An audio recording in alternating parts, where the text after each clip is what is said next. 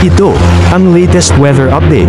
Alamin ang pinakasariwang ulat panahon ngayon dito sa Information TV Educational Channel. Kita nga natin sa ating latest na satellite image na meron tayong low pressure area na binabantayan sa labas ng ating Philippine Area of Responsibility. Kaninang alas 3 ng hapon, ito ay nasa may layong 1,450 kilometers silangan ng Southern Luzon. Itong low pressure area na ito ay mataas yung tsansa na maging bagyo within this day.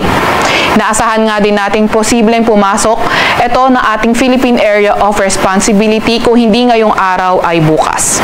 Mapapansin din natin sa ating satellite animation na may pagkamalawak itong circulation nitong binabantayan nating LPA at yung kanyang trough o extension ay nakakaapekto sa ating bansa.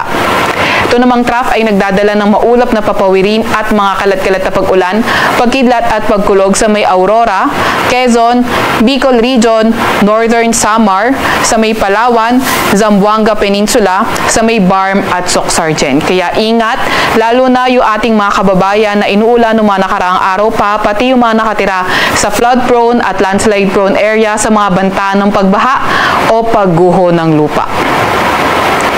Para naman sa Metro Manila at nalalabing bahagi ng bansa, partly cloudy to cloudy skies at may mga tsansa ng mga localized thunderstorms. Yung mga kasamahan natin sa Regional Services Division patuloy na maglalabas ng mga thunderstorm advisory, rainfall advisory o hindi kaya heavy rainfall warning kung kinakailangan.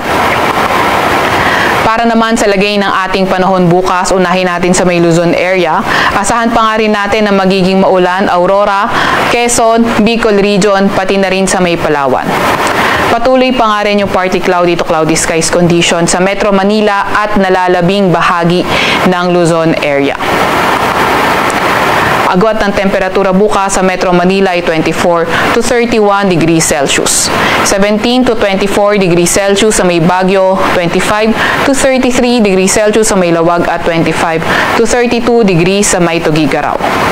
26 to 30 degrees Celsius sa may Legazpi. Sa Puerto Princesa naman ay 25 to 32 degrees Celsius, gayon din naman sa may Kalayaan Islands. Para naman sa lagay ng panahon, Visayas, bukas ay asahan na nga natin na buong Visayas ay magiging maulan na, caused pa rin ng trough ng low pressure area or kung bagyo na siya by that time.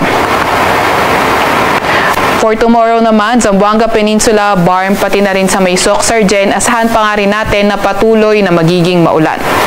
Sa nalalabing bahagi ng Mindanao area ay partly cloudy to cloudy skies. Mga tsansa pa nga rin ng mga localized thunderstorms ay posible. Agwat ng temperatura bukas sa may Zamboanga Peninsula, Cebu, pati na rin sa may Tacloban ay 26 to 31 degrees Celsius. Sa may Iloilo naman ay 26 to 30 degrees Celsius, 24 to 32 degrees Celsius sa may Cagayan de Oro at 25 to 33 degrees Celsius sa may Davao.